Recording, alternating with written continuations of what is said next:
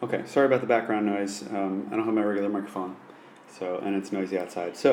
Uh, complete each statement, explain why it's true. So we are looking at side VT, and we are being asked what it's congruent to. Well, side VT is here, and as we can see, it is going to be congruent to side VX because we see that these base angles are congruent. And when the base angles are congruent, then we know that the legs of the isosceles triangle are also congruent. So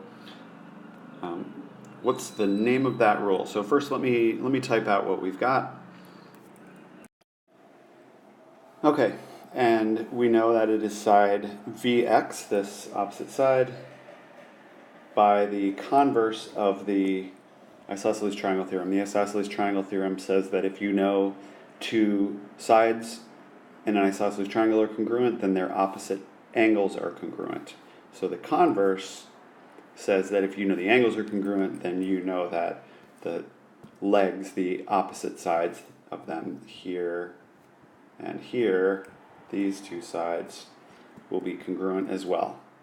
So, that's the answer to number 6. Now, number 7, we've got side UT is congruent to, and let me highlight it here, UT is congruent to what? Which is congruent to YX.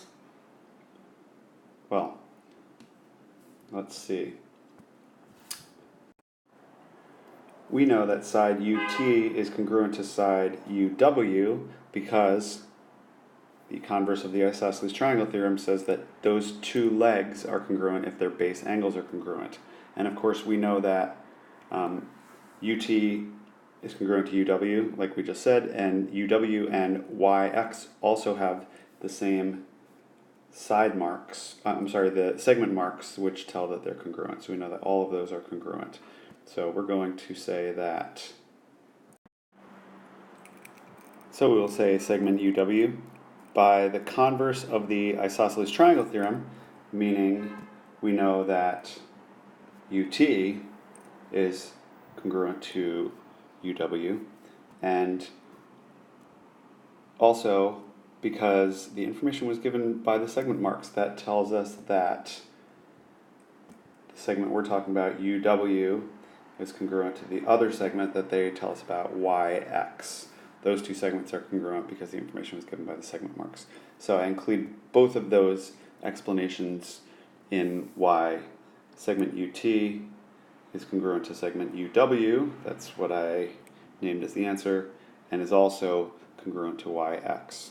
Converse of the isosceles triangle theorem tells us why the side UW that we gave is congruent to UT, and because it was given by the segment marks is why we know it's congruent to YX. Now this one can get a little bit tricky, especially, let's talk about it. They're asking about segment VU is congruent to what? Now, if we were just looking at this triangle here, simply that triangle there, we wouldn't really know enough because we don't know anything about the two opposite sides and we don't know anything about the two base angles. So what we've got to do though is we've got to say, okay, we do know this. We do know that VT is congruent to Vx. We established that in problem 6, in number 6. Okay. We also know that UT is congruent to YX. We established that in number 7. Okay. So then we can say, okay, well if we know both of those are true, then we know that this whole thing, take away that right there, will give us those two segments that we're going to be talking about.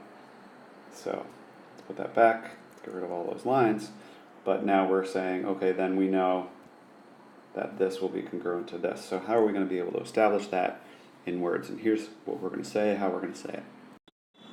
So we'll just say simply that VU is congruent to VY, side VY, by the converse of the isosceles triangle theorem, meaning if this base angle and this base angle are congruent, then this long side and this long side are congruent.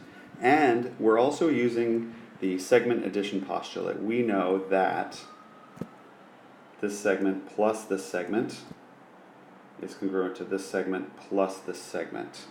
So, using that kind of in reverse, we know that this whole segment take away this segment is equal to this whole segment take away that segment, or essentially this segment right here is congruent to that segment right there. Yep, so that's how we establish number, sorry I have it written as number 7, I should have that as number 8. That's how we're going to establish that as, sorry about that, kind of seeing behind the curtain here. Number 8, I'll change that in a second. Okay, and finally they're asking us about angle VYU, which let me highlight it here. Angle VYU, this angle is congruent to what angle? Well, we have established through the series of steps from 6 through now we're at 9 that we have established that this segment is congruent to this segment. Now, once we know that, the isosceles triangle theorem says that if those two segments are congruent, then those base angles are congruent. So we then know that angle VYU, which I will highlight here in blue, VYU, is congruent to angle VUY, that angle right there, through the isosceles triangle theorem. Not the converse, because we're not going from we have the angles, we know the sides are congruent. We're going from the original one, which is we have the sides, two sides are congruent in an isosceles triangle. They're opposite angles, the base angles are congruent. So we write that down in this way.